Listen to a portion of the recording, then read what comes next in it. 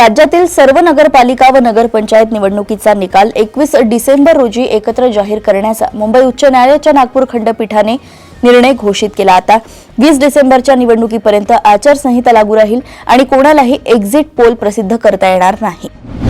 पुण्यातील हिंजवडी परिसरात काल संध्याकाळी 6:30च्या दरम्यान बस चालकाचं नियंत्रण सुटल्यानं भीषण अपघात झालाय। पोलिसांनी तत्काळ बस चालकाला अटक केली असून पुढील तपास सुरू आहे। या अपघातात एकाच कुटुंबातील 3 लहान मुलांचा जीव गेलाय।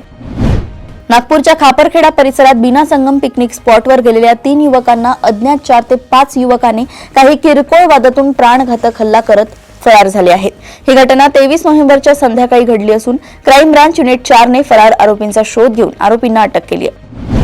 माजी मंत्री आणि राष्ट्रवादीचे आमदार धनंजय मुंडे यांची हत्या झाली असती पण ते वाचले, असं विधान राष्ट्रीय समाज पक्षाचे गंगाखेडचे आमदार रत्नाकर गुट्टे यांनी केलंय।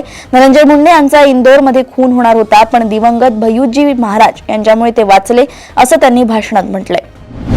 बिबवेवाडीच्या लेकटाऊन भागातील आंबील ओढ्यात बिबट्या दिसल्याचा मेसेज आणि फोटो सोशल मीडियावर व्हायरल झालाय।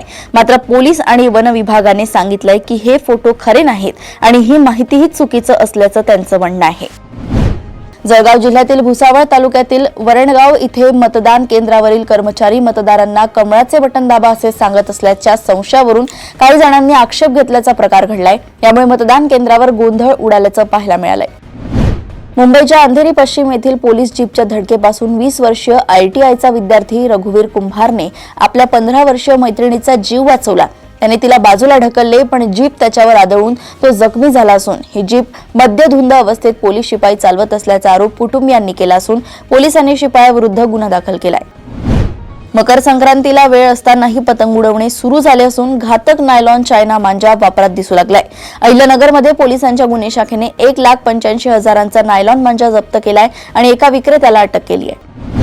यवतमाळमध्ये सारस्वत चौक परिसरात एका अज्ञात व्यक्तीने डिजिटल अटकेच्या नावाखाली पोलीस अधिकारी असल्याचं भासवून 60 वर्षीय व्यक्तीला अंदाजे 9.6 दशलक्ष रुपयांची फसवणूक केली। अवधूतवाडी पोलिसांनी अज्ञात आरोपी विरुद्ध गुन्हा दाखल करून तपास सुरू केला। हिंगोलीतील कळमनुरी येथे मंगळवारी बाजार परिसरातील मतदान केंद्र क्रमांक 3 वर सकाळी शिवसेना शिंदे गटाचे आमदार संतोष बांगर मतदानासाठी पोहोचले, पण यावेळी त्यांनी मतदान केंद्रात घोषणाबाजी केली आणि मोबाईलचा वापरही केला। तसेच एका महिलेला EVM बटन दाबताना मार्गदर्शन केले, जे आचारसंहितेचे गंभीर उल्लंघन आहे। नांदेडमध्ये आंतरजातीय प्रेम प्रकरणातून प्रियकराची हत्या झाल्यानंतर तरुणीने प्रियकराच्या मृतदेहाशी लग्न केलंय। वंचित बहुजन आघाडीचे प्रमुख प्रकाश आंबेडकर आणि रिपब्लिकन सेनेचे अध्यक्ष आनंदराज आंबेडकर यांनी या घटनेवर तीव्र संताप व्यक्त केलाय। तसंच या प्रकरणातील तरुणी आचल मामिलवाड हिचं कौतुकही केलंय। म्हाडाच्या नाशिक मंडळातर्फे नाशिक शहरातील गृहनिर्माण प्रकल्पांमधील 402 घरे आगाऊ अंशदान तत्वावर विकण्यासाठी लॉटरी काढण्यात आली आहे। या घरांची किंमत 14,94,023 रुपयांपासून ते 36,75,023 रुपयांपर्यंत आहे। मांजरे मुख्यालयात म्हाडाचे उपाध्यक्ष संजीव जयस्वाल यांच्या हस्ते ऑनलाईन अर्ज नोंदणीला सुरुवात झाली आहे। भाजप नेत्या पंकजा मुंडे यांनी आज बीड जिल्ह्यात विविध मतदान केंद्रांना भेट दिली। यावेळी प्रसार माध्यमांशी संवाद साधताना त्यांनी आपल्या आणि आमदार धनंजय मुंडे यांच्या राजकीय नात्याबद्दल अत्यंत स्पष्ट भूमिका मांडली। राजकारणातील त्यांच्या कामाच्या गांभीर्याकडे दुर्लक्ष करून केवळ बहीण भाऊ म्हणून उल्लेख करणे योग्य नाही, असे त्यांनी स्पष्ट केले। मालवण येथे पोलिसांच्या नाकाबंदीत 1.5 लाखाची रोकड सापडल्यानंतर पोलिसांनी 2 गाड्या ताब्यात घेतल्या आहेत। या घटनेनंतर कुडाळ मालवण मतदारसंघाचे आमदार निलेश राणे हे घटनास्थळावर पोहोचले असून त्यांनी याबाबत पोलिसांना जाब विचारलाय।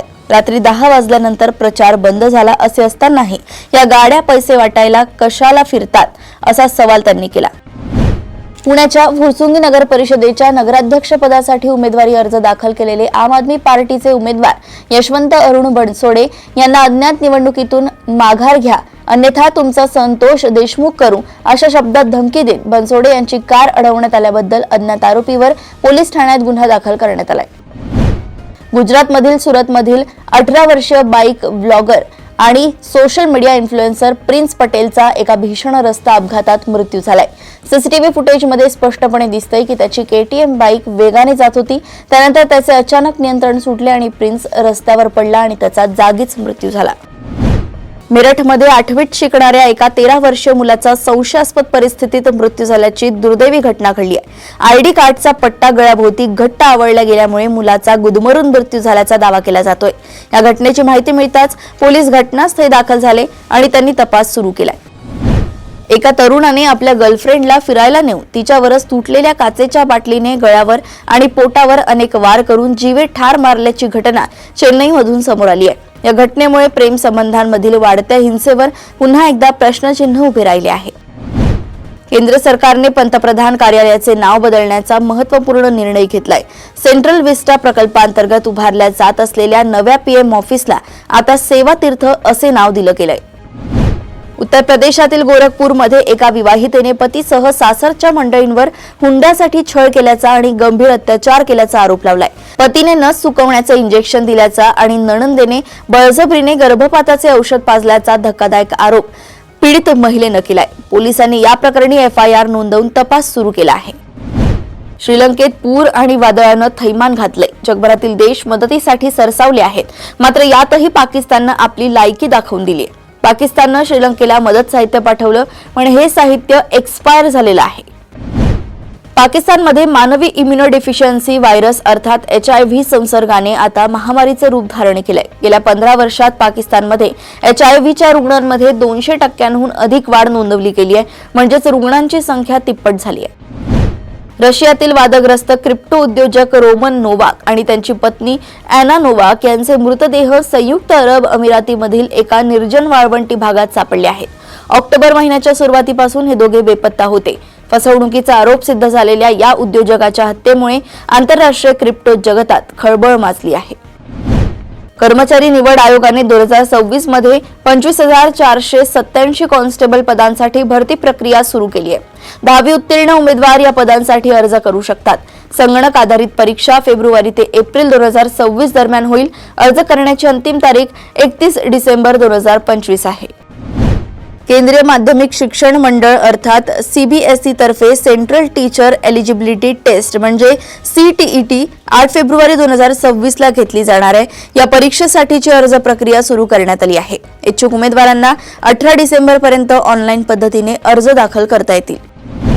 महाराष्ट्र शिष्यवृत्ती परीक्षा 2026 साठी अर्ज करण्याची अंतिम मुदत वाढवण्यात आली आहे। इयत्ता 5वी आणि 8वीच्या विद्यार्थ्यांसाठी शाळा नोंदणी आणि अर्ज सादर करण्याची अंतिम तारीख आता पुढे गेली आहे।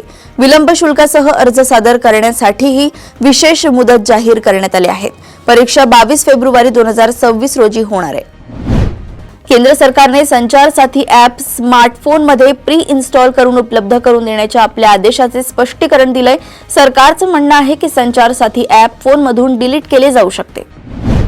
सोमवारी संसदेत सरकारने कोणत्याही सार्वजनिक क्षेत्रातील बँकेच्या विलीनीकरणाचा किंवा एकत्रीकरणाचा कोणताही प्रस्ताव सध्या विचाराधीन नसल्याचं स्पष्ट केलंय। लोकसभेत लेखी उत्तरात अर्थ राज्यमंत्री पंकज चौधरी यांनी सांगितलंय की सार्वजनिक क्षेत्रातील बँका सध्या चालू असलेल्या प्रमाणेच कार्यरत राहतील आणि विलीनीकरणाची कोणतीही नवीन लाट येणार नाही। गोव्यात पार पडलेल्या 56व्या आंतरराष्ट्रीय चित्रपट महोत्सवाच्या समारोप समारंभात अभिनेता रणवीर सिंगने कांतारा चॅप्टर 1च्या क्लायमॅक्समध्ये दाखवलेल्या चामुंडी देवीचा अपमान केल्याने नवा वाद निर्माण झालाय।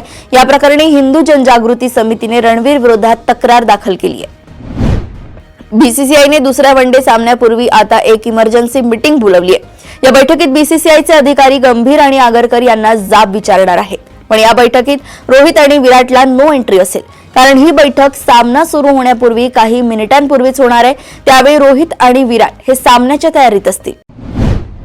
अशाच सुपर 30 बातम्या जाणून घेण्यासाठी बघत रहा देशोन्नती। नमस्कार।